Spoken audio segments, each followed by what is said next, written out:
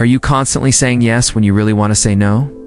Do you feel drained after helping everyone else while your own needs go ignored? If you're nodding your head right now, you're not alone. And today on KB Blue Tree, we're going to break the people-pleasing cycle once and for all. Welcome back to KB Blue Tree, where we tackle the real issues that hold us back from living our best lives. I'm so glad you're here because what we're discussing today affects millions of people who silently suffer, putting everyone else first while slowly losing themselves in the process. People-pleasing isn't kindness. It's actually a pattern that damages your mental health, relationships, and your sense of self-worth. Over the next several minutes, we're going to explore why you became a people-pleaser, the hidden costs you're paying, and most importantly, how to set healthy boundaries without guilt. We'll also share the incredible story of Lisa Esther, who went from being everyone's doormat to becoming a confident woman who honors her own needs. So stick around until the end, and if this resonates with you, please like and subscribe to KB Blue Tree for more insightful content. Problem. Let's get real about what people-pleasing actually is and why it's destroying your life from the inside out.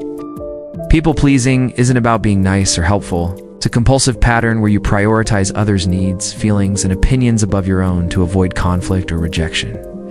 You've learned to scan every room for what others want and need, and you automatically adjust yourself to meet those expectations. This pattern usually starts in childhood, often as a survival mechanism. Maybe you had a parent who was unpredictable or critical, and you learned that keeping them happy kept you safe. Or perhaps you were praised only when you were helpful and accommodating, teaching you that your worth was tied to what you did for others, not who you inherently were. Now, as an adult, you're stuck in this exhausting cycle where your automatic response to any request is yes. Your colleague asks you to take on extra work when you're already overwhelmed, and you say yes.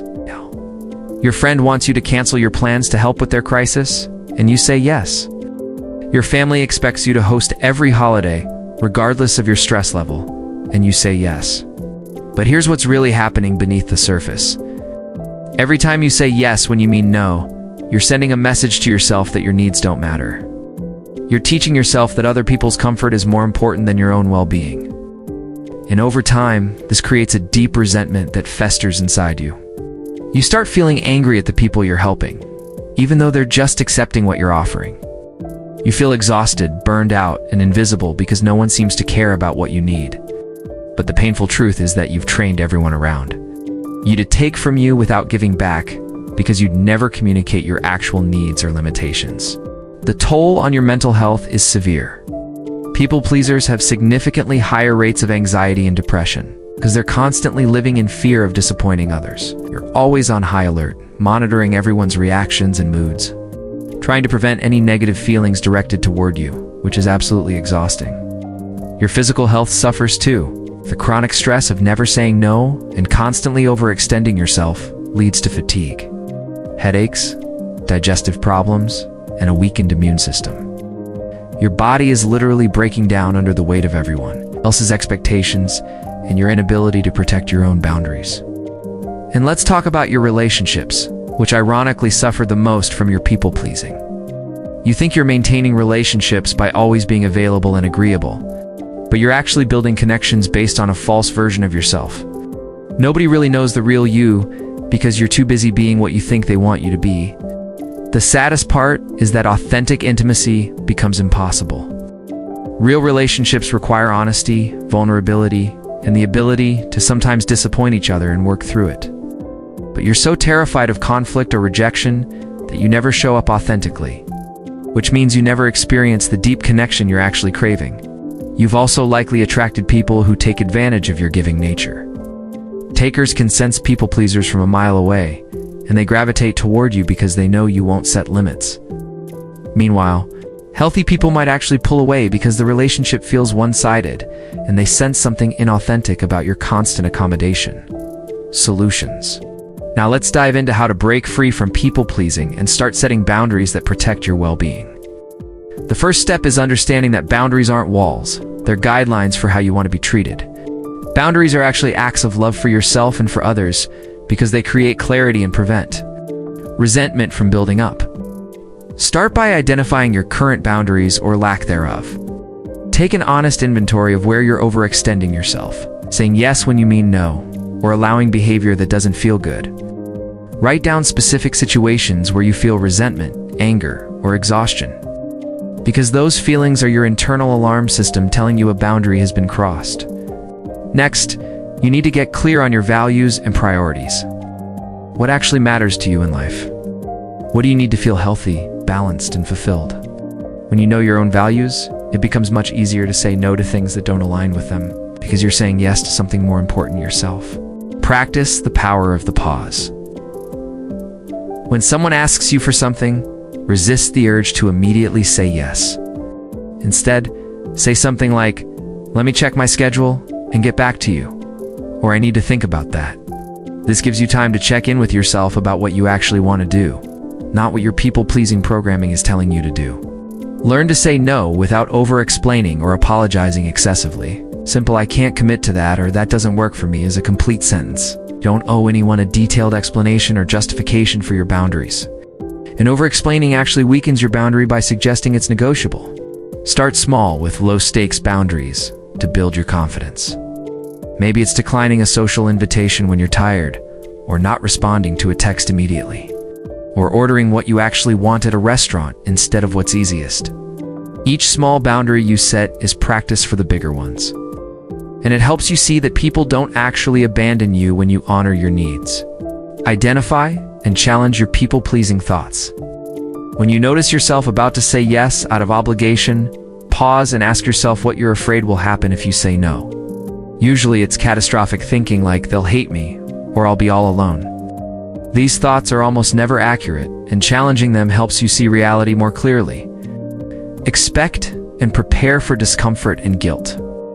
When you start setting boundaries after a lifetime of people-pleasing, it will feel awful at first. You'll feel selfish, mean, and anxious. But these feelings don't mean you're doing something wrong. They mean you're doing something different, and discomfort is part of growth. Some people in your life will resist your new boundaries, especially if they've benefited from your people-pleasing. That's actually information about the relationship. Healthy people will respect your boundaries, even if they're initially disappointed, while unhealthy people will push back, guilt-trip you, or try to manipulate you back into your old role. Surround yourself with people who respect boundaries and model healthy relationships. Pay attention to how others in your life set boundaries, and notice that the sky doesn't fall when they do. Find supportive friends who encourage your growth and celebrate your progress in honoring yourself. Practice self-compassion throughout this process. You developed people-pleasing as a way to survive and feel safe, and there's no shame in that. But now you're learning a new way, and that takes time, patience, and lots of self-kindness. Treat yourself the way you'd treat a good friend who's learning something difficult. Consider working with a therapist, especially if your people-pleasing is deeply rooted in childhood trauma, or if you're struggling to make progress on your own. A good therapist can help you understand the origins of your pattern. Success story. Let me share the transformation of Lisa S., a member of our KB Bluetree community who completely changed her life by conquering people-pleasing. Lisa was the person everyone called when they needed something, and she never said no to anyone. She worked full-time, volunteered at her kids' school, helped her aging parents constantly, and was on call for every friend's crisis. Lisa was completely exhausted and resentful, but she couldn't imagine saying no to anyone without being overwhelmed by guilt. She had panic attacks every Sunday night, dreading the week ahead, and she couldn't remember the last time she did something just for herself. Her marriage was suffering because she had no energy left for her husband after taking care of everyone else. Then Lisa found our content on KB Bluetree and realized she was a textbook people-pleaser. She decided to commit to change, starting with identifying her values, recognizing that she'd completely lost touch with what she actually wanted. Lisa began practicing saying no to small requests, starting with declining a friend's last-minute coffee invitation when she was exhausted. She started setting boundaries with her parents about how often she could help them, suggesting they hire some outside help for tasks she'd been doing. She quit one of her volunteer commitments and started using that time for yoga and reading, things she loved but had abandoned years ago. Lisa's family and friends had mixed reactions. Some people respected her new boundaries immediately, while others pushed back or tried to guilt her. But Lisa held firm, and she started noticing which relationships were based on genuine connection versus who had just been taking advantage of her giving nature. Her panic attacks stopped completely, and she actually looked forward to her weeks instead of dreading them. Her marriage improved dramatically because she had energy for her relationship and started expressing her needs to her husband, who was relieved to finally know what she wanted. Lisa lost some relationships, but she realized those weren't healthy friendships anyway. The relationships that remained became deeper and more authentic because Lisa was finally showing up as her real self. She told us that learning to set boundaries was the most loving thing she'd ever done. Not just for herself, but for everyone in her life. Call to action. Here's your challenge, starting today. Identify one area of your life where you're people-pleasing and set one clear boundary this week. Maybe it's telling a friend you can't help them move because you need rest that weekend, or saying no to an extra project at work when you're already at capacity.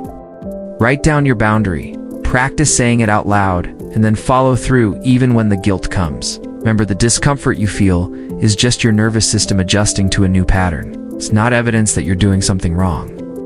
You deserve to have your needs matter just as much as everyone else's needs matter. If you found this video helpful, please like and subscribe to KB Blue Tree for more insightful content on personal growth and mental health.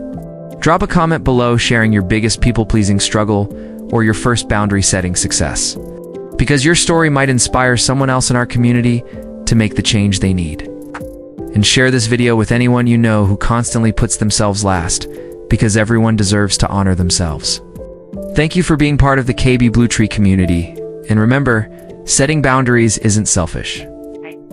I'll see you in the next video, and I'm rooting for your transformation.